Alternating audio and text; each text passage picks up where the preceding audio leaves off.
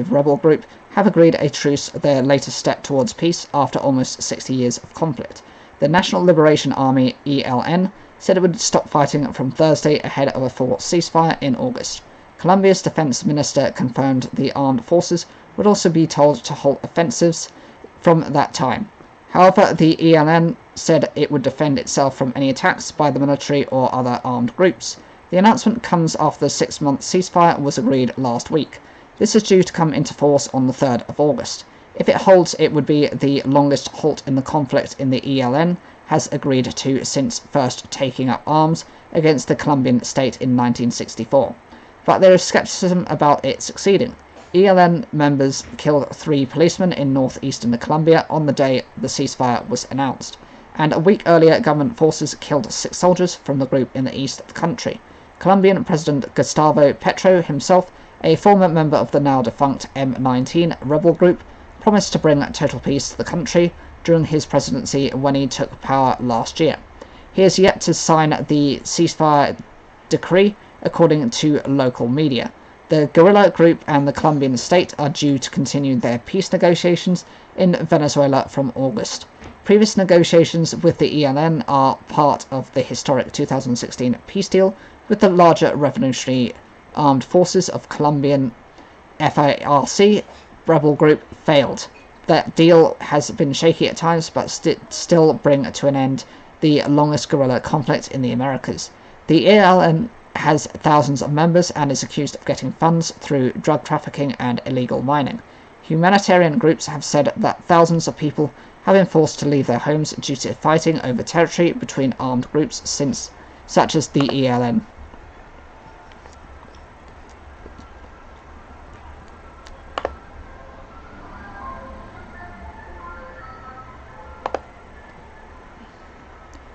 Amin was 17 when his brother's badly burned body was recovered from the boot of a torched car.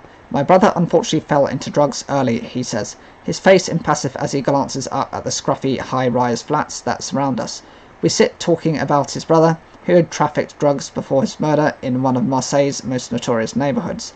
Amin, now 19, grew up here on the Frey Vallon estate, a vast and deprived social housing project in the north of the city, which is blighted by gang and drug-related violence. Not far away, a couple of young men lounge on a wall. Drug dealers work openly here in the harsh afternoon sunlight. Trafficking is, Amin says, a seductive choice for the children who grew up here and have little money and even fewer prospects. There are no other options. There are no companies coming here and saying we'll pay you more than minimum wage. Here, people are supermarket cashiers or cleaners or security guards. We can't be judges, lawyers or accountants. He wasn't surprised by the recent riots, which were particularly bad in Marseille. Businesses here, including a gun shop, were vandalised and looted, and a man aged 27 was killed. Prosecutors say the man who died was hit in the chest by a type of police rubber bullet called a flashball. He is thought to have suffered a heart attack, but the circumstances are unclear. The riots followed protests over the fatal shooting by police of 17-year-old Nahel M. in Paris. We are always in the same mess, the same misery, and nothing will change, says Amin. So I understand the anger of the young people. I don't justify the violence, but I understand it. The riots and their aftermath have revealed the depth of anger, frustration and abandonment felt by so many French citizens. We met Madou, a middle-aged woman who lives on the estate, near what used to be a community police station here. This was for many a physical link between them and the French state, its demise grimly symbolic of an increasing disconnection. It's like living in a bin here, says Madou. It's not safe, people defecate in the lifts and stairwells. For the politicians, we are nothing, we are really nothing. A man, Murad, speaks angrily as he tells us that there are rats everywhere here. We don't all have the same rights. Politicians go on the media and say there are no second-class citizens, but it's not true in reality. But few perhaps comprehend more clearly the profound divisions in French society, or their consequences, than Amin. He now works to steer youngsters on the estate away from crime, but also supports the families of those who have paid with their lives. Last year there were 31 drug trafficking-related murders in Marseille. This year there have been 23. Two-thirds of the victims were under the age of 30. The French authorities have acknowledged both the tragedy and the problem. 2 years ago, President Emmanuel Macron promised to fix Marseille. He announced a €5 billion, £4.3 billion or $5.4 billion plan to tackle crime and deprivation in the city. He came back to the southern port city just before the riots to reinforce his commitment. Everything has to move faster, President Macron said at the beginning of a 3-day trip, in which he visited the sites of regeneration projects, including a police station, a school, a prison and a hospital. But Amin, who has met him twice, has lost faith. When Macron comes, he comes to make announcements, not to listen to us. Even the mayor of Marseille, Benoit Payan, acknowledges that he needs to bring his city together.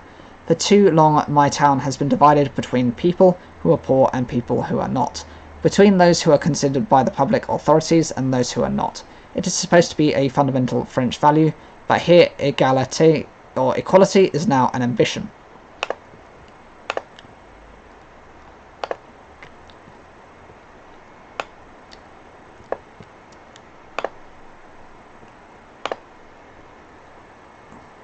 A court in India has given 10-year jail terms to 10 men for beating a Muslim man to death 4 years ago. Tabrez Ansari, aged 24, died days after being attacked by people who accused him of stealing a motorcycle in the eastern state of Jharkhand. A video showing Ansari being forced to say chants praising Hindu gods while pleading for his life had gone viral and led to huge outrage in India. His family alleged that police denied him treatment despite his injuries. The state police denied any wrongdoing. The video footage from the night of the 19th of June 2019 showed a terrified Ansari tied to an electricity pole and being assaulted by the mob, with blood and tears streaming down his face. His attackers forced him to repeatedly chant Jai Shri Ram, which translates from Hindi to Hail Lord Ram, or Victory to Lord Ram. Ansari did as he was told, but the mob kept assaulting him through the night. He was handed over to the police the next day, who then arrested him for theft. His family had alleged that they were not allowed to see him. On the 22nd of June, Ansari complained of nausea, vomiting and chest pain and was transferred to a hospital, but he died from injuries sustained during the attack. Last week, trial court judge Amrit Sekhar convicted the 10 men, ruling they were guilty of culpable homicide, not amounting to murder. The police have been criticised initially for not invoking the more stringent murder charge. Later on, they did invoke murder charges against all the accused in the supplementary charge sheet. However, the judge said there was not enough evidence to convict the accused of murder. Ansari's lynching by a Hindu mob was not an isolated incident. There have been several similar incidents reported in India in recent years, where Muslims have been attacked by so-called cow vigilantes, over rumours that they have eaten beef or that they were trying to smuggle cows, an animal many Hindus consider holy for slaughter. Cow slaughter is illegal in many Indian states. The attacks on the minority community have been condemned by opposition politicians. Senior Congress Party leader Rahul Gandhi had described Ansari's lynching as a blot on humanity. Critics say anti-Muslim violence has risen since 2014, under the Hindu nationalist government of Prime Minister Narendra Modi. They say the Prime Minister has not condemned such attacks quickly or strongly enough. The government denies this and points out that days after Ansari's killing, Mr. Modi said he was pained by the assault. Earlier too, he had said that killing people in the name of cow was unacceptable.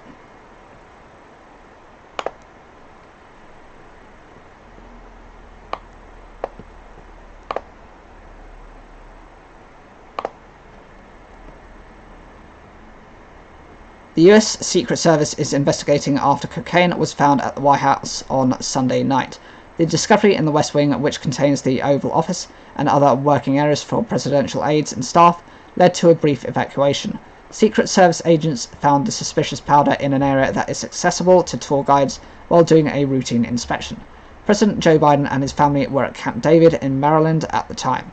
A senior law enforcement official told the BBC's US partner CBS News the substance was found in a storage facility routinely used by White House officials and guests to store mobile phones.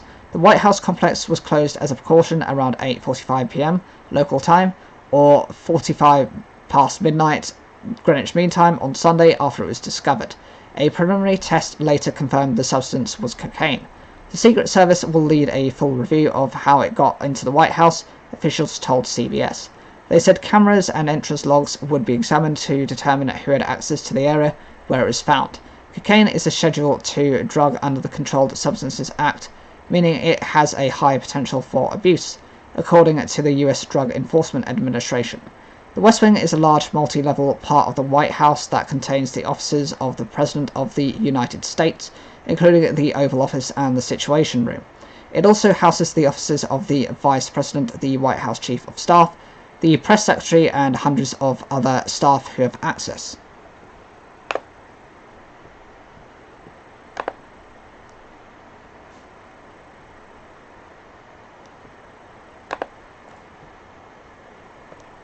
Cuban taxi driver George Lioro is reminded of his nation's historic ties to Russia every time he gets behind the wheel of his navy blue Soviet-era Lada. His boxy Russian-made car is one of an estimated 100,000 that were imported to the Caribbean island during the Cold War. Over the years, the fleet of Ladas arrived in Cuba as a means around the decades-long US economic embargo on the island. Now, amid a crippling fuel crisis and a dire economic outlook, the island's leadership has again turned to its old ally, Russia, for help. For George, it's been a constant struggle to keep his car on the road. Spare parts are scarce and expensive. Now even filling the tank with petrol has become a days-long ordeal. At the height of the crisis, the queues of cars at the petrol pumps stretched for several city blocks. Eventually, the state had to organise the hordes of waiting drivers into WhatsApp groups. A state employee would take down your contact details and issue a number. When it was eventually your turn to fill up, you'd be contacted to come to the garage. "I'm number 426, explained George as he drove us to a petrol station in Havana, having received an alert. At the garage forecourt, though, no petrol was flowing after the tanker failed to arrive. "I don't know why they even told us to come," complained George. "This system is inefficient and ineffective," echoed another driver, Joel Hernandez, who was expressing the exasperation of everyone in the queue. "We're not allowed to fill an entire tank. People often miss their number or aren't informed when it's their turn. It lacks proper organisation and infrastructure." For weeks, the fuel crisis has pushed the beleaguered Cuban people to the brink of desperation. It's the latest in a series of major challenges they have faced recently found insecurity, inflation, and electricity blackouts. Cuba's long-standing woes system from government mismanagement and the US economic embargo, but were worsened by the collapse of the tourism industry during the coronavirus pandemic. For some Russian companies, though, that has presented a unique opportunity. At a recent trade forum in Havana, Cuba signed a series of agreements with Russian businesses covering everything from tourism and agriculture to energy. Among the deals reached were concessions to Russian firms to revitalize parts of the island's decrepit tourism infrastructure, including the decaying beach resort of Tarara. There will also be a joint project to overhaul an obsolete sugar mill in Sancti Spiritus province, as well as investment in rum and steel production. However, of most interest to George and other waiting drivers is an agreement for Russia to provide around 30,000 barrels of crude oil per day. That would help make up a shortfall in the island's domestic consumption after oil-rich socialist ally Venezuela dropped its crude oil exports to Cuba from 80,000 barrels a day in 2020 to around 55,000. It's being heralded in the Cuban state media as evidence of the two nations' lasting ties. But the island's leading independent economist, Omar Eveleni, fears the decision to forge closer ties with Moscow is only a short-term fix for Cuba. When you're putting out fires on several fronts, it's attractive that Russia comes in to shore up that unsustainable situation. But the problem lies in the medium term, he says. The Russian firms will expect to be paid on time and in full for putting out the funds which Cuba so desperately needs, adds Mr. Eveleni. These aren't Soviet companies giving out government credits, they're private Russian firms who will demand a proper return on their investment. Will that involve further sacrifices for Cuban families, because we'll have to pay back those credits, or will there one day be another Putin figure who will forgive the debt? He says, referring to a decision in 2014 by Russian President Vladimir Putin to forgive some $32 billion or £25 billion of Cuba's debts. Certainly, the new economic ties come at a particularly complex moment. After Russia invaded Ukraine last year, Cuba has been one of Moscow's few vocal supporters in Latin America, something clearly appreciated by the Kremlin. During a recent visit by a high-level Cuban delegation to Moscow, Russian Defense Minister Sergei Shoigu was quoted in state media as saying, "Without doubt, Cuba has been and continues to be Russia's most important ally in the region." Maybe so, but economist Omar Eveleni says Cuba cannot repeat the mistakes of having a single benefactor to pull the island from its economic mire. It happened first with Spain, then the US, then the Soviet Union, then Venezuela. You can't depend on a single market, he says. I think Cuba needs to make its own production strategy, one in which the small and medium-sized private businesses, Cuban businesses, should play a key role.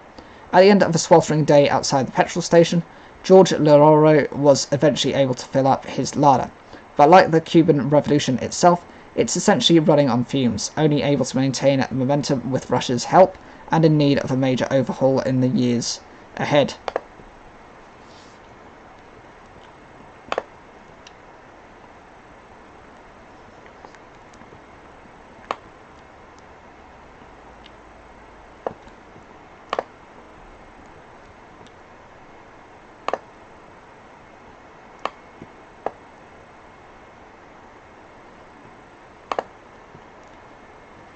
A review into whether banks are closing accounts of people who are politically exposed should be prioritised, a Treasury Minister has said.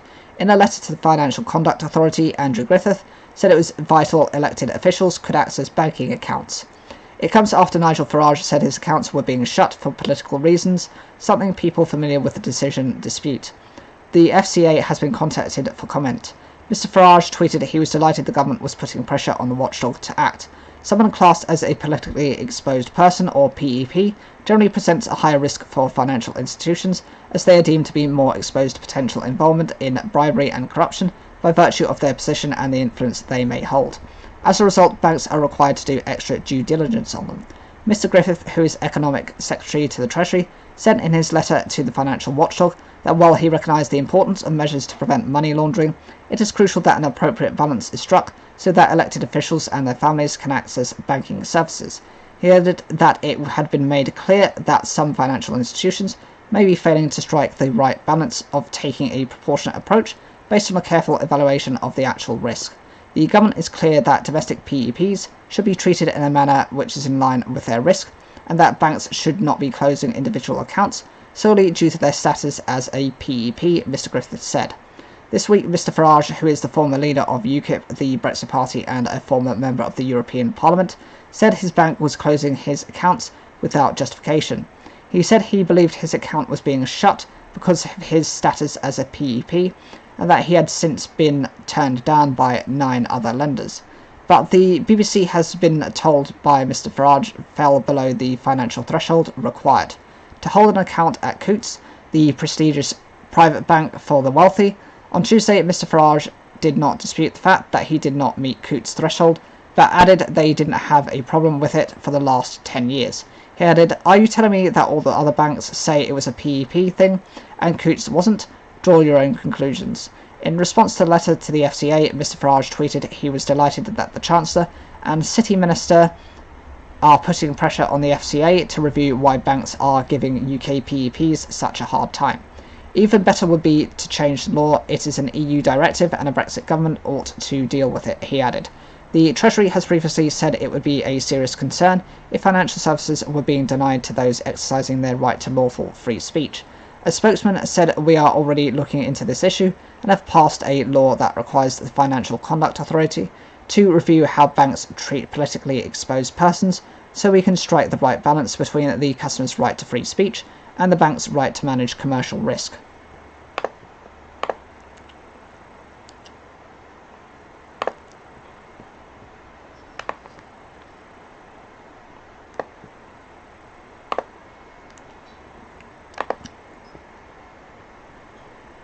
Leicester City faces a fine of up to £880,000 for colluding to fix the price of replica football kits, the UK competitions regulator has said.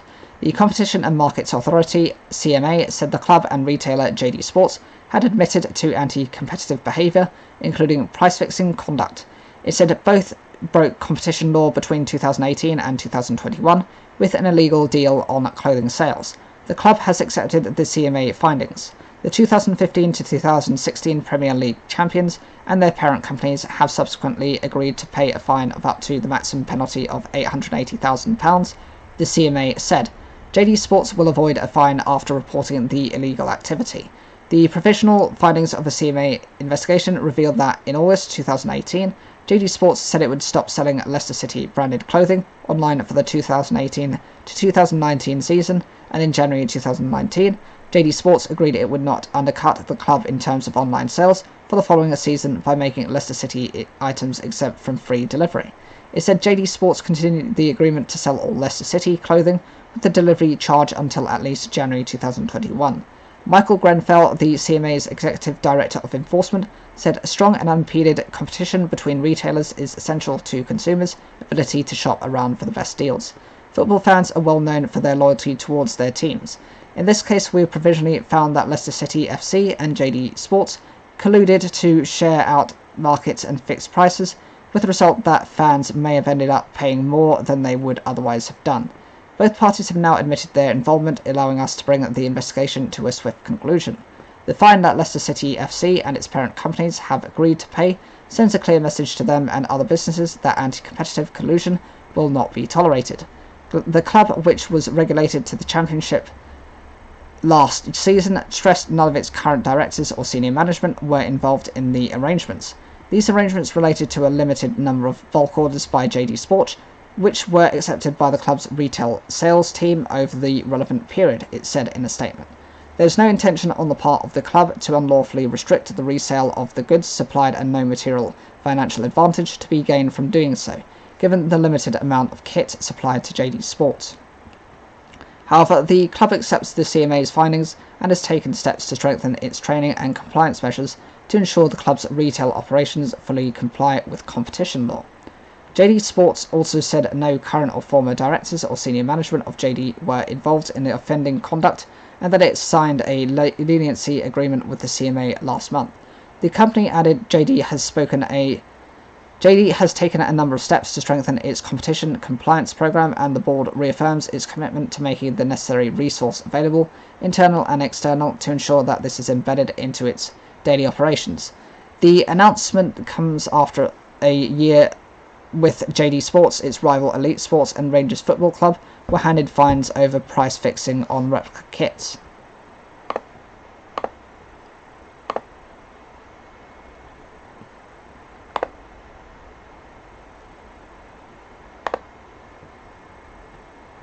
The maker of Dove soap and Cornetto ice cream has defended its decision to keep operating in Russia more than a year after the country invaded Ukraine.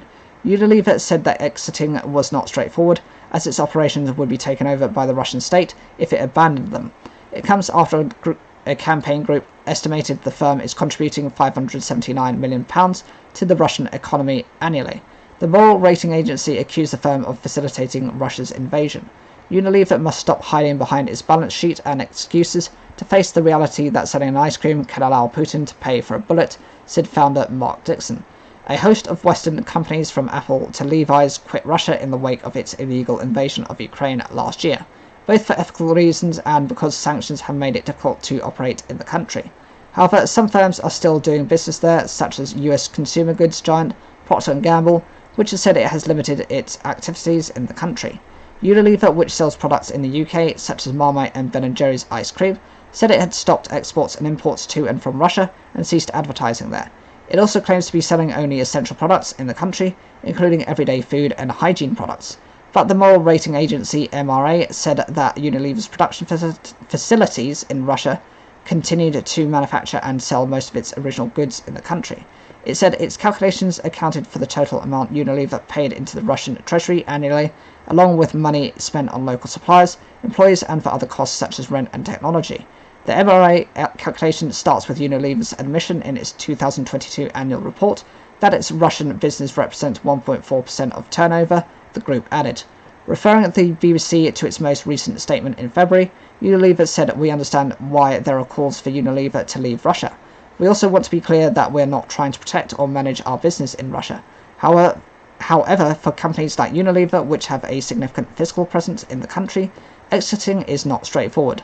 The company, which employs around 3,000 people in Russia, said that if it were to abandon its brands in Russia, they would be appropriated and then operated by the Russian state. The consumer goods giant said it had been unable to find a way to sell the business that avoids the Russian state potentially gaining further benefit and which safeguards our people. It said there were no desirable options, but that continuing to run the business with strict constraints was the best way forward in the circumstances. This week, Shell was criticised for continuing to trade in Russian gas more than a year after pledging to withdraw from the Russian energy market.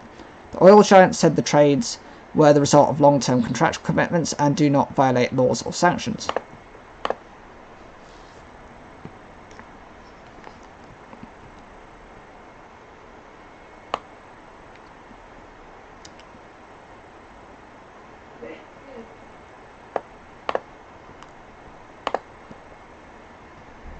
A US federal judge has limited the Biden administration's communications with social media companies, which are aimed at moderating their content.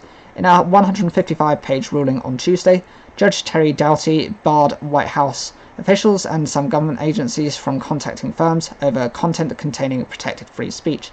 It is a victory for Republicans who have accused officials of censorship. Democrats said the platforms have failed to address misinformation. The case was one of the most closely watched First Amendment battles in the US courts, sparking a debate over the government's role in moderating content which are deemed to be false or harmful. The White House said the US Department of Justice was reviewing the ruling and deciding on its next steps. Our consistent view remains that social media platforms have a critical responsibility to take account of the effects their platforms are having on the American people, the White House said in a statement. It added that platforms should make independent choices about the information they present. The ruling comes after a lawsuit by the Republican Attorneys General of Missouri and Louisiana alleged that US officials had pressured social media platforms to address posts on topics including COVID-19 policies and election security. Judge Doughty, who was an appointee of former US President Donald Trump, said the plaintiffs had presented substantial evidence in support of their claims. Evidence produced thus far depicts an almost dystopian scenario, Mr. Doughty said in his ruling. He added, during the COVID-19 pandemic, a period perhaps best characterized by widespread doubt and uncertainty, the United States government seems to have assumed a role similar to an Orwellian Ministry of Truth. The ruling limited communications by government agencies, including the Department of Health and Human Services and the FBI. It also restricted US officials, including Department of Homeland Security, Secretary Alexandre Mayorkas and Yen Easterly, who heads the Cybersecurity and Infrastructure Security Agency. However, it made exceptions for contacting firms to warn them about risks to national security and criminal activity. Judge Doughty also referred to several email exchanges between White House executives and social media companies. This included an April 2021 email by Rob Flaherty, who was formerly the White House Director of Digital Strategy, to employees at technology giant Google. In the email, Mr. Flaherty said Google's video sharing platform, YouTube, was funneling people into vaccine hesitancy. This is a concern that is shared at the highest, and I mean highest levels of the WH, he wrote. Social media platform Twitter, which is owned by multi-billionaire Elon Musk, has not responded to comments, nor has that for Meta or Facebook or Google.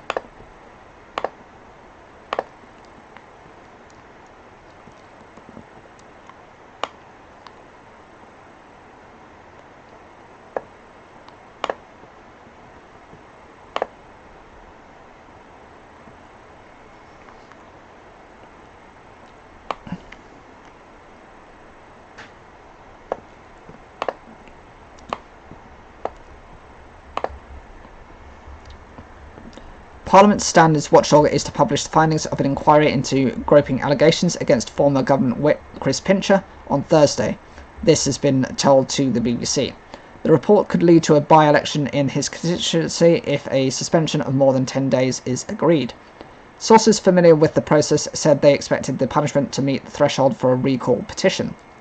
Mr. Pincher quit as Deputy Chief Whip after groping allegations last year. Boris Johnson's handling of the allegations led to the downfall of his government after a wave of ministers resigned. The Standards Committee's report on the investigation is expected to be published at 9 AM on Thursday. The sanctions recommended by the committee will have to be agreed by MPs. Mr. Pincher does have the right to appeal to an independent expert panel if he can provide new evidence or point to a procedural inaccuracy. The report follows an investigation by the Parliamentary Standards Commissioner over allegations of actions causing significant damage to the reputation of the House. Mr. Pincher quit his government role in June last year after allegedly assaulting a few fellow guests at the Carlton Club in London. He apologised for drinking far too much and embarrassing himself and other people. In the days that followed, Mr. Johnson faced questions about what he knew about earlier accusations of sexual misconduct against Mr. Pincher before appointing him Deputy Chief Whip. The BBC reported that Mr Johnson was made aware of a formal complaint about Mr Pincher's inappropriate behaviour while he was a Foreign Office Minister from 2019 to 2020. At the time, Mr Johnson was already under immense pressure over revelations about lockdown parties in Downing Street during the pandemic. In the wake of the controversy, dozens of ministers submitted their resignations, with Mr Johnson ultimately deciding to stand down as Prime Minister. Mr Pincher currently sits as an independent member in the House of Commons. That is because he had the Conservative whip removed when a formal complaint about him was made to the Standards Commissioner, which examines reports of bullying, harassment and sexual misconduct. Mr Pincher has told the Conservative Party he will step down as an MP at the next general election due in 2024. He was elected to the Tamworth seat with a majority of more than 19,000 in 2019.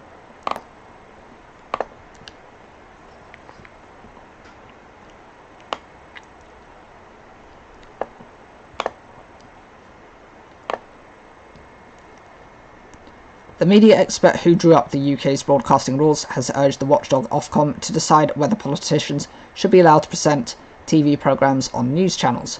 Chris Bennett-Fowler said no one foresaw the rise of politicians presenters when the rules were being designed in the 2000s. He said Ofcom should take a view about whether what is emerging is acceptable in terms of due impartiality. The regulator is reviewing its rules around politicians presenting itself and TV shows. Under Ofcom's rules, news must be presented with due impartiality and politicians are not allowed to be newsreaders, interviewers or reporters unless exceptionally it's editorially justified. Ofcom says there are no rules against politicians hosting current affairs programmes as long as they reflect a range of views. But there's been a debate about how these rules apply to the growing number of programmes fronted by politicians on GB News and Talk TV, both relatively new channels. Last month, Ofcom commissioned research into these programmes after receiving hundreds of complaints about politicians presenting shows. Then this week, the regulator launched 2 investigations into potential rule breaches on 2 programmes, including the GB News show presented by the former Cabinet Minister, Jacob Rees-Mogg. In the episode in question, Sir Jacob read out a breaking story about the jury verdict in a civil case involving the former US President, Donald Trump. Writing in the Telegraph this week, Ofcom's Chief Executive, Melanie Dawes, said the regulator had a crucial role in preserving the integrity of broadcast news and a duty to ensure our rules remain effective.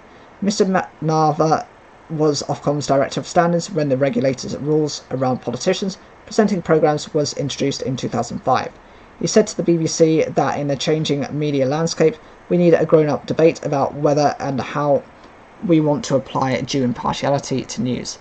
It's evident now that news channels are blurring the boundaries between genuine news, current affairs and opinion. He said that may be a good reason for Ofcom to look at these rules in the round. He added, we may need to look at whether these rules are fit for purpose and whether we need to amend or adjust them. He said the tenure of programme on channels in the UK is something that's come across the pond from America. It's long been common to see politicians hosting programmes that veer between partisan commentary and news coverage on channels such as Fox News in the US. The UK's impartiality rules go back decades and were included in Ofcom's broadcasting code following its creation as the communications regulator in 2003. If broadcasters are found to have breached the code, Ofcom has powers to impose fines and other sanctions. When the impartiality rules were drafted, Mr Bennett-Fowler said they were felt to be ample and adequate to prevent any programme from using the same political party over and over again. It wasn't ever envisaged that a news channel would use politicians from the same political party to present programmes day in and day out. Grilling 2 Ofcom directors at a meeting of the Culture, Media and Sport Committee in Parliament on Tuesday, SNP MP John Nicholson asked why the regulator was not taking more action over programmes fronted by sitting politicians. Singling out Mr Rees-Mogg programme on GB News, Mr Nicholson said every day he churns out the same pro-Brexit right-wing stuff, arguing what he's doing is blurring news presenting and commentary. He asked, why don't you act to stop this? Kate Davies, Ofcom's Public Policy Director, said the watchdog looks at current affairs programmes differently to those focused solely on news. Following further frank exchanges, Mr Nicholson said, we've lost all sight of objective journalism and suggested we're going to proceed down a route where we end up with awful American-style ranting. At the camera, we're already seeing it masquerading as news. Kate Biggs, Ofcom's Content Policy Director, said the media watchdog takes its responsibility on impartiality and accuracy rules very seriously. She said the regulator's investigations into programs do set a precedent for other editors.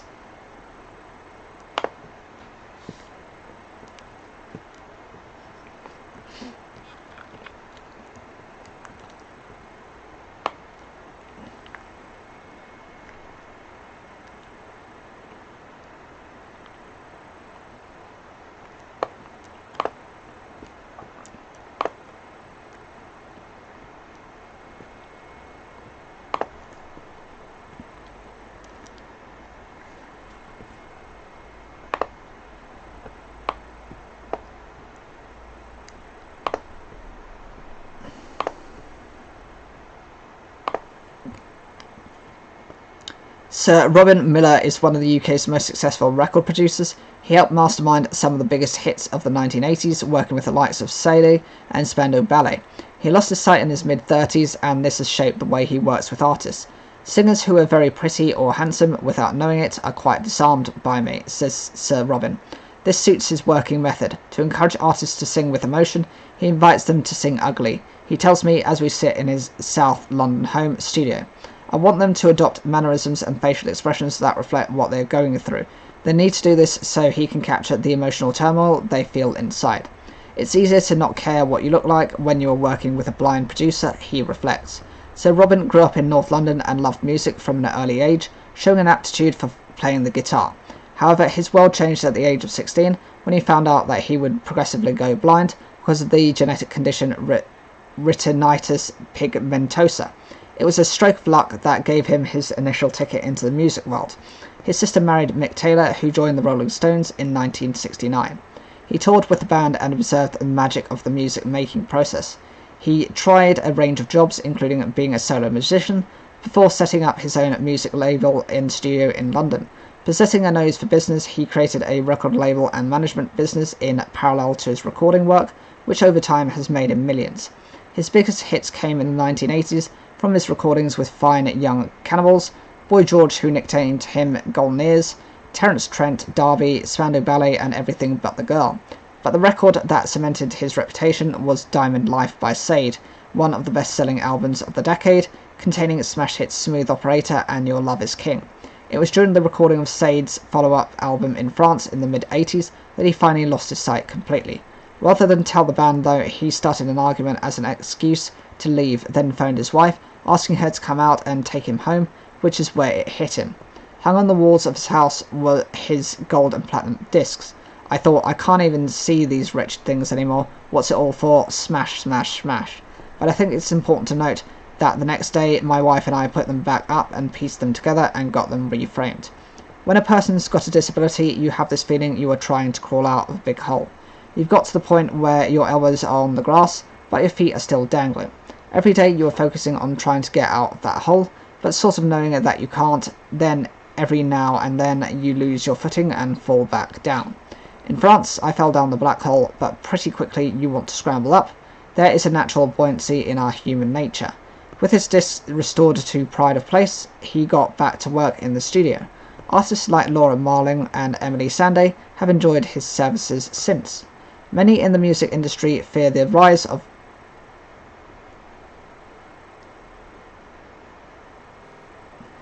the use of artificial intelligence threatens the very essence of authentic songwriting, but not Sir Robin.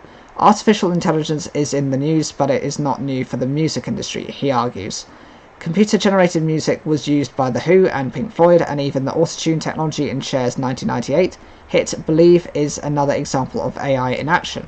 The music industry is perfectly able to adapt, he reckons, and his own label, Blue Raincoat Music, which bought Chrysalis Records, will work with AI and the opportunities it brings. But what AI cannot do is replace humans in the recording process or replicate the real emotion that is the key ingredient in hit songs, says Sir Robin. He has tricks to test whether his studio alchemy has distilled that magic quality. He plays the song on small speakers that distort the sound. He plays the song in the background while holding a conversation with someone. He plays the song and listens to it from a different room, imagining it is playing faintly in the distance from a Greek taverna. His ears are straining to hear real emotion that will catch people deep down and let listeners feel compassion for the singer. He sees his job as a producer as akin to that of a psychologist or a mentor. helping the artist explore the true feelings behind the songs, which often involves discussing their childhoods. A good example of that was A Wonderful Life by Black, he recalls, which drew on many of singer Colin Burncomb's early experiences and his relationship with his mother. He heard the same pure emotion in Adele's Someone Like You when he first heard it. I stopped in my tracks in the supermarket because I'd had an emotional reaction to something and I didn't know what it was. After 40 seconds I had tears in my eyes. It was compassion for her and the story told in the song. Music generated by AI will be able to simulate emotion, but it won't have what Sir Robin calls that lovely chain, the genuine human backstory that powers the voice in the song, which producers like him strive so patiently to coax out of the artist.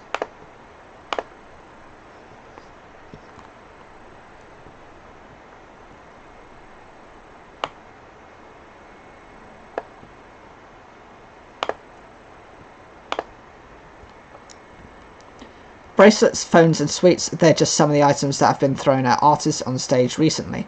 Now Adele is the latest to speak out about the trend, joking with a Las Vegas audience she would kill anyone who tried to chuck something at her. In a widely shared clip where the musician is holding a t-shirt gun, she told the crowd people had forgotten show etiquette. "Dare you throw something at me," she said in a sweary joke. Adele is known for throwing shirts into the crowd during her Vegas residency, but her comments are in response to a string of incidents where fans have hurled things on stage. Last month, pop star Bebe Rexha was injured and taken to hospital after being hit by a phone while performing, and Lil Nas X seemed amused when a sex toy landed on stage while he was performing in Sweden on Saturday. Harry Styles was hit in the eye with a sweet at a gig in November, and more recently, Pink looked uncomfortable when a bag of human ashes was thrown on stage. Ava Max has also been slapped on stage, and someone threw a bracelet at country singer Kelsea Ballerini in June. Charlie Puth has also asked people to stop writing on Twitter that the trend must come to an end, and that it's disrespectful and very dangerous. So why are fans doing it? Dr. Lucy Bennett is a lecturer at Cardiff University who looks into the relationships between bands and their favourite singers. She said people's attitudes may have changed since the COVID pandemic, where we couldn't be physically present at concerts. And Dr. Bennett thinks some people are doing it because it's harder to be seen by artists on social media. If you're in the same physical space as them and you're throwing something, then you're going to get noticed.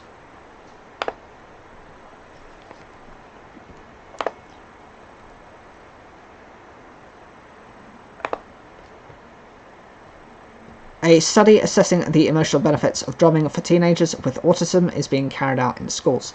Research led by the University of Essex suggested adolescents who improved their drumming showed fewer signs of hyperactivity and inattention. The project is being showcased at an exhibition, and the study is being broadened out with analysis in schools. Blondie drummer Clem Burke said the research involves the mental awareness of drumming. There are more than 1.5 million schoolchildren with special educational needs in England. We see a whole range of behavioural and emotional benefits to drumming, Dr. Ruth Lowry, the study's co-author, said. What we see is children who learn how to play the drums aren't afraid of making mistakes. When they stop and make a mistake in their drumming, they simply pause, reset and off they go, and it's no big deal. And we see that transferring into their school situation, where they are happy to give things a go rather than have a fear of failure. The research was organised by the Clem Burke Drumming Project and funded by the Waterloo Foundation charity. It involved experts from the campus in Colchester, the University of Chichester, King's College London and Hartpury in Gloucestershire. A group of 36 teenagers were monitored, which included some who received 2 individual drumming lessons per week for 8 weeks, and some who did not receive any. MRI scans clearly identified regions of the brain that respond to the stimulus of combining multiple limbs, researchers said. The paper was published last year in the Proceedings of the National Academy of Sciences Journal. Meanwhile, children at 5 schools in Gloucester, Forest of Dean, Liverpool, Bedfordshire and West Sussex have been taking drumming lessons as part of a pilot study. According to government statistics published in June, there were more than 1.5 million children with special educational needs in schools in England, an increase of 87,000 in 2022. Burke, whose band has had 6 UK #1 singles, said he wanted drumming to be included in England's national curriculum and said it could be a game changer for children with learning difficulties. When you play music and accompany the rest of your band, you develop a non-verbal communication, he said. That is a very positive way of communicating, not verbally, but through the music. Andrew Falkland, a drumming teacher from Essex who taught lessons for the study, told the BBC drumming could benefit anybody of any age and brought people into the now. The researchers are showcasing their study at the Summer Science Exhibition at the Royal Society in London from the 4th to the 9th of July.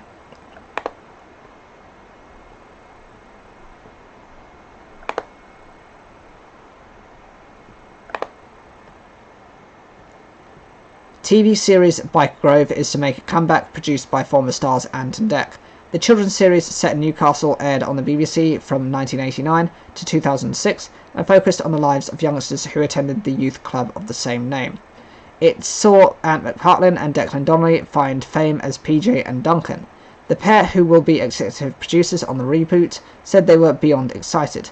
The programme, to be simply called Byker, will be aimed at a prime-time audience and engage with a new generation of teenagers navigating the different challenges faced by young adults today, production company Fulwell 73 said. It has not been announced if the show, which also launched the careers of Donna Eyre, Jill Halfpenny, Andrew Hayden Smith and Charlie Hunnam, will be broadcast on the BBC or when filming will begin. Donnelly said it would help shine a spotlight on the North East and the talent the region has to offer, both in front of the camera and behind it. Byker Grove will always be very special to us as the show which gave us our break, so we are beyond excited, he added. We are looking forward to bringing this fresh incarnation to a whole new generation, as well as to those who remember it as fondly as we do. The original filming location of the youth club was Grade 2 listed Benmore Towers in Newcastle, which is now home to Islamic school Bahia Academy. Created by Andrea Wonfor and Adele Rose, who was a writer on Coronation Street, the first episode was shown on the 8th of November in 1989. It's set in Newcastle, and with accents rarely heard on television, it was an instant hit. The theme tune was written by Kane Gang. It lasted for 18 series, ending in 2006, and it launched the careers of Ant and Dec, Jill Halfpenny, Andrew Hayden Smith, Donna Eyre, and Sons of Anarchy actor Charlie Hunnam, among others. McPartlin, whose character PJ famously was accidentally blinded during a paintball fight in one episode, added the pair owe such a lot to Byker Grove and the North East, so we can't wait to start working to bring this iconic series back to life. Already talking characters and storylines has us all buzzing at the possibilities ahead. The series will be made by North East-based Fulwell 73, which was behind Friends Reunion, The Kardashians and Gavin and Stacey Christmas Special, along with Ant and Dec's Meat Tray Studios, which produced Saturday Night Takeaway. It will be filmed across Newcastle and Sunderland as part of both companies' commitment to their home region and local production offices. Leo Perlman from Fulwell 73 told BBC Radio 5 Live the intention was to recruit as much as possible from the North East for roles on and off screen. The whole creative industry is so much stronger when it is geographically diverse, culturally, socially diverse, and I think the North East has been left behind in that regard for a number of years. Alongside our plans, we are building this enormous studio, Crownwork Studios, and this is a big part of that overall plan. To create content that is developed, that is written, that is starring talent and voices from the region, and give a voice back to the region that I think has been lost. He also hinted its familiar theme tune, written by North East group The Kane Gang, could do with a little update. McPartlin and Donnelly will also integrate their Prince's Trust Making It In media course into production to help give experience to local young people. Saturday Night Takeaway was just one of a number of shows fronted by the pair, including Ant and Dec's Saturday Night Takeaway, I'm a Celebrity, Get Me Out of Here, and Britain's Got Talent.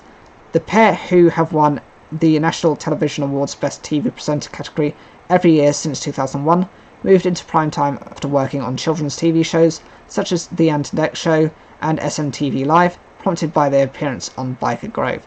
As part of one storyline on the drama, their alter egos PJ and Duncan performed a song which led them in real life into the world of music.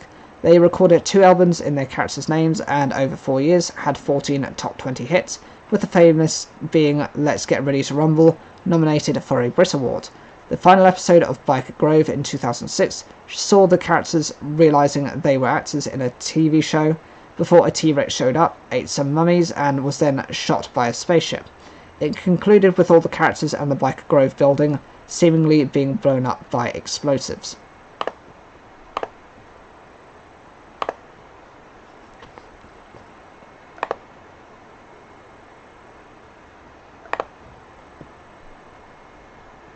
Grace Helbig, the popular US YouTuber and presenter, has revealed she has been diagnosed with breast cancer. In a video, the 37-year-old said she received her shocking and surreal diagnosis about a month ago, having hesitantly spoken to a doctor after noticing a small lump. But she noted it was super treatable and highly beatable. She vowed to take on the disease while urging other women to check any possible symptoms. Get those lumps checked, she told her followers, and don't be afraid to ask the doctor what you think might be a stupid question. The internet personality, who shot to fame in the early days of YouTube and has more than 2 million subscribers, is known for her comedic vlogs and viral challenges. She said she has been unsure about how to bring up her concerns with her gynecologist because she was afraid of looking like a stupid little girl that didn't know how girls' bodies worked. Thank God I listened to that little voice inside of me that finally got the courage to bring it up to her, because she also thought it was abnormal. She continued explaining she had been diagnosed with triple-positive cancer. What is triple-positive breast cancer? Some breast cancers are encouraged to grow by hormones such as estrogen that are found naturally in the body. They are known as hormone receptor-positive cancers. Triple-positive breast cancer means the tumour has receptors for estrogen, progesterone and a protein called HER2.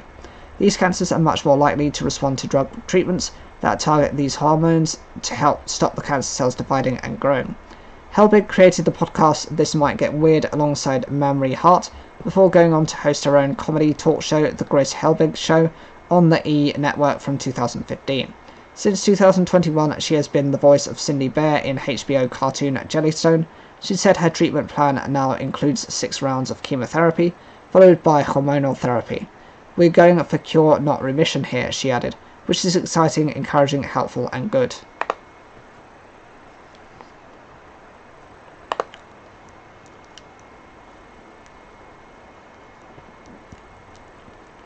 Actor Kevin Spacey kissed a man twice and grabbed his crotch while telling his alleged victim to be cool, a court in London has heard. The man, who cannot be named for legal reasons, alleges he was approached by the actor after he accidentally let his dog out. His police interview was played to jurors at Southwark Crown Court during the 3rd day of Mr. Spacey's trial. The American actor is facing 12 charges, all of which he denies. The accuser told police in the recording that he was working in a pub at the time when the actor came in with a small dog. He said Mr. Spacey sat by the sofa area and introduced himself. The man later told the actor that there were very limited things to do in the area where they were and that he was meeting some friends at another pub after he finished work.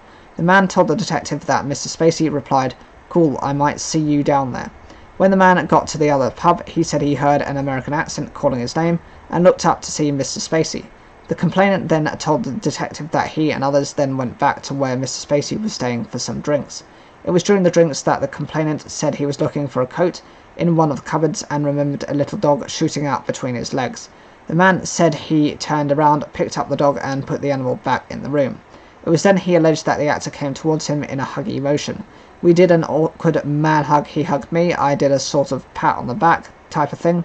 At that point he kissed my neck twice and grabbed my crotch. He said the words be cool, twice. I put my arm between us and pushed him against a wall. I said, "I am sorry, I don't bat for that team." He said Mr. Spacey had a panicked look on his face and left the room. The complainant said he then stood momentarily for a couple of seconds, almost in disbelief that that had happened. He left the property and rang his father in a bit of a panicky state. In the police interview, he told the detective he remembers thinking his father wouldn't believe him because it was April Fool's Day. When asked by the detective how the alleged incident made him feel, the man replied, "It was unwanted, it shook me up." Recalling when Mr. Spacey had met him and his friends at the pub, he told police the star joined his group and began drinking double Jack Daniels and colas while he had pints of Guinness. The man said that actor became quite open with them, but began touching the legs of members of the group. He said there were a few moments where he had put his hand on your leg or back, or pat you on the back, or put his hand on your knee or something. It was nothing that we thought too much about, just sort of moved to the side or moved his hands away. Mr. Spacey then allegedly told the group and others, "If you want to carry on the party, I've got drink, wine and beer back at the house and a few spliffs." Mr. Spacey is accused of one charge of sexual assault in relation to the complainant, which the actor denies. In January, Mr. Spacey, who is referred to in court proceedings by his full name Kevin Spacey Fowler, pleaded not guilty to 3 counts of indecent assault, 3 counts of sexual assault, and 1 count of causing a person to engage in sexual activity without consent. He also previously denied 4 further charges of sexual assault and 1 count of causing a person to engage in penetrative sexual activity without consent. It is these 12 charges which Mr. Spacey is currently on trial for, brought by 4 men stretching from 2001 to 2013. All 4 accusers are entitled to lifelong anonymity under the law.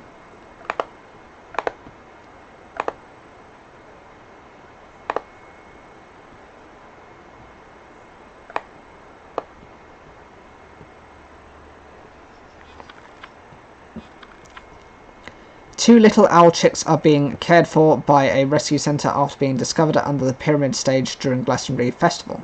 The first chick was discovered during Guns N' Roses set on Saturday night and was named Axel after the band's lead singer by its finder.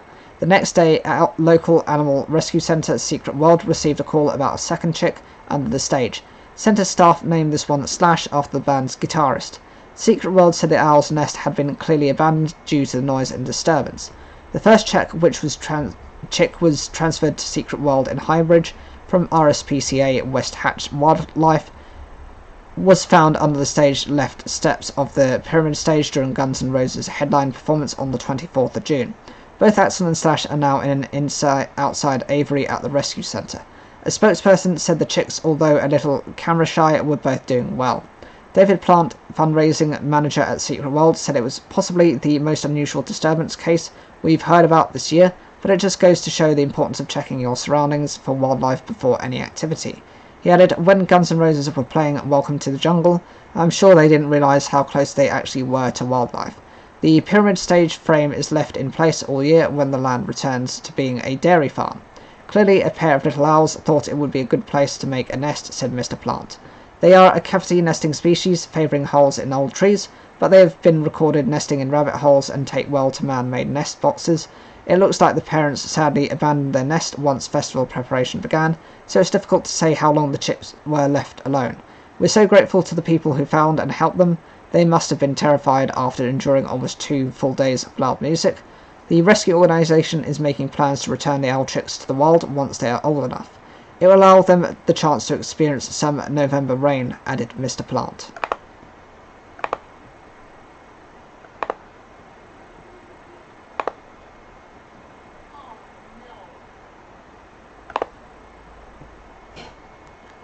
A pilot has said he was impressed by Tom Cruise's skill in speed flying, which is featured in the latest Mission Impossible film.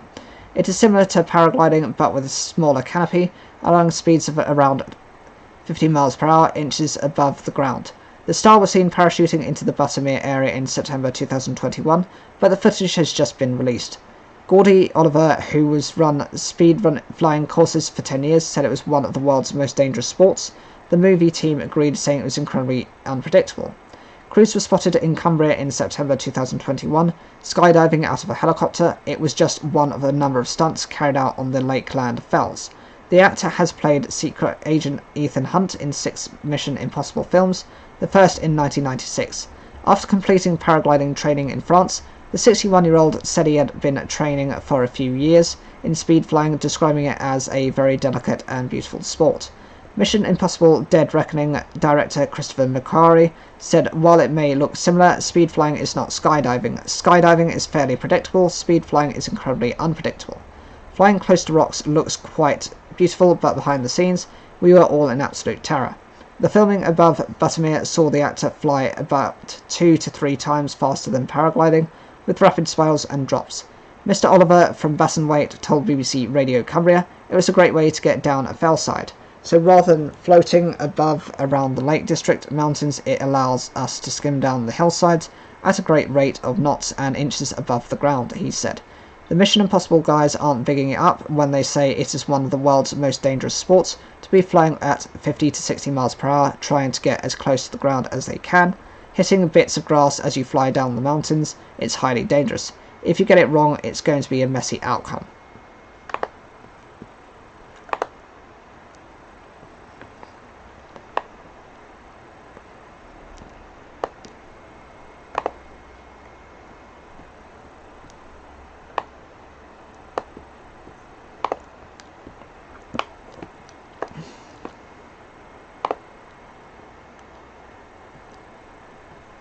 Meta's Mark Zuckerberg is on a collision course with the UK government over continued plans to build super secure messaging into all his apps, despite a potential landmark law that could effectively outlaw the technology.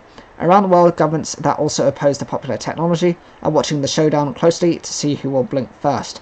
End-to-end encryption, backdoors, and client-side scanning, the biggest row in technology, sounds very complicated, but really it comes down to a very simple question. Should technology companies be able to read people's messages? That is the crux of a row that has been brewing for years between Silicon Valley and the governments of at least a dozen countries around the world. WhatsApp, iMessage, Android Messages, and Signal all use the super secure system called end-to-end encryption. The technology means only the sender at one end and the receiver at the other end can read messages, see media, or hear phone calls. Even the app makers cannot access the content. In the past 10 years, end-to-end encrypted apps have become increasingly popular, with billions of people using them every day. Most governments and security agencies reluctantly accepted the technology's rise until 4 years ago when Mr. Zuckerberg announced on stage the Messenger app and then Instagram would move to end-to-end encryption as standard. We're going to enable more than 2 billion people around the world to have their most personal conversations with each other privately, he said. Since then, Mr. Zuckerberg and his army of engineers have slowly and quietly been cracking on with the project. The company is refusing to speak to reporters on the record about how the mammoth task is going, or when the big switchover will be. By the end of 2023, it is all they will be saying publicly.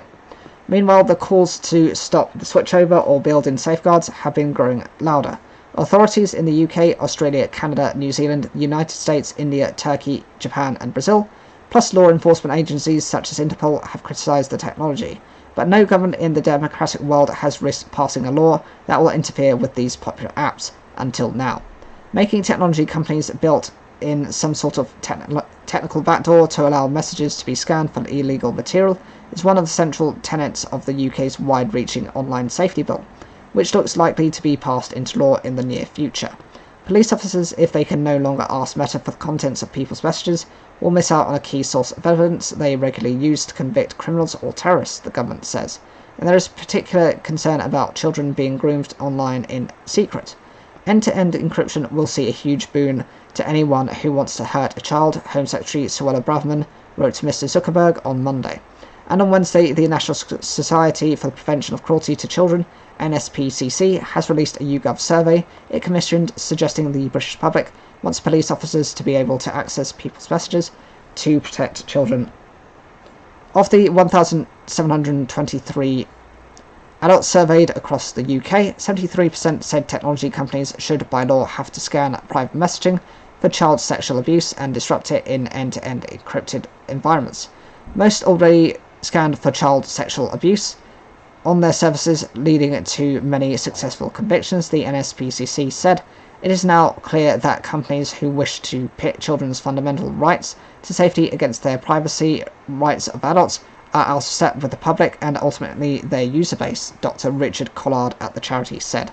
In response to the survey, a Meta spokesman said the company had developed safety measures that prevent, detect, and allow us to take action against this heinous abuse, age restrictions for contacting strangers, for example. Also on Wednesday, as if to highlight the passions on both sides of the debate, 68 prominent security and privacy researchers have published a letter saying the online safety bill would effectively break end-to-end encryption. The bill puts the onus on tech firms to find a way to implement a child safety measure whilst maintaining privacy for users, but the experts say this is impossible. Our concern is that surveillance technologies are deployed in the spirit of providing online safety, the letter says. This act undermines privacy guarantees and indeed safety online.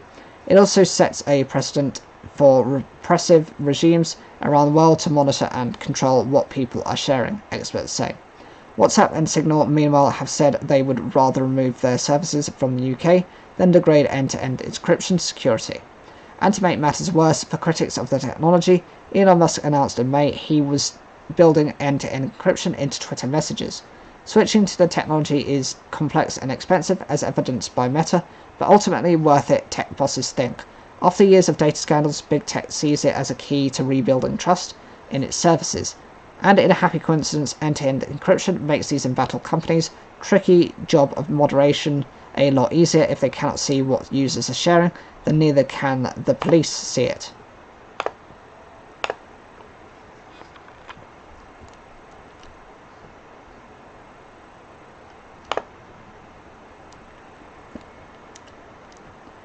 Facebook owner Meta is launching its new app to rival Twitter and says it will go live on Thursday.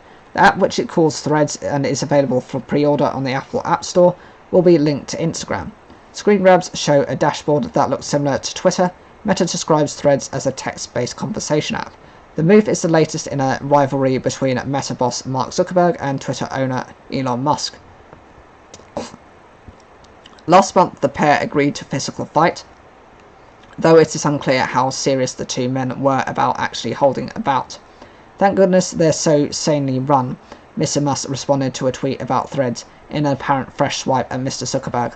Meanwhile, Twitter has said that the popular user dashboard TweetDeck will go behind a paywall in 30 days' time.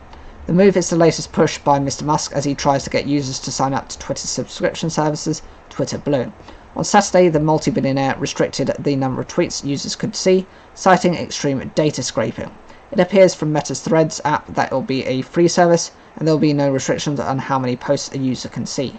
Threads is where communities come together to discuss everything from the topics you care about today to what will be trending tomorrow. The description on the App Store says, pictures show screen grabs from the app that look almost identical to Twitter. Threads will also hoover up data on your phone, including location data, purchases, and browsing history. Several apps that bear a striking resemblance to Twitter have sprung up in recent years, such as Donald Trump's Truth Social and Mastodon. Another similar app, Blue Sky, claimed to have seen record traffic after Mr. Musk moved to restrict usage at the weekend. However, Threads could be the biggest threat faced by Twitter to date. Mark Zuckerberg has a history of borrowing other companies' ideas and making them work. Meta's Reels is widely seen as a TikTok copy, while Stories look similar to Snapchat. Meta has the resource to compete with Twitter. Threads will be part of the Instagram platform, so it will also be connected to hundreds of millions of accounts. It's not starting from zero, as other would-be rivals have had to. Although Mr. Musk has been praised in some quarters for his commitment to free speech, he has also alienated some users. Mr. Zuckerberg will also hope he can pull enough disenchanted users away from Twitter to create a genuine alternative. Okay, so that's for me in terms of the news of the day. I hope you enjoyed it, and if you did, make sure to subscribe to the channel, as there are plenty of videos for you to watch, and watch any of the video on demands that pique your curiosity. If you could share any of the content, I'd be also quite grateful. Thank you, and see you next time.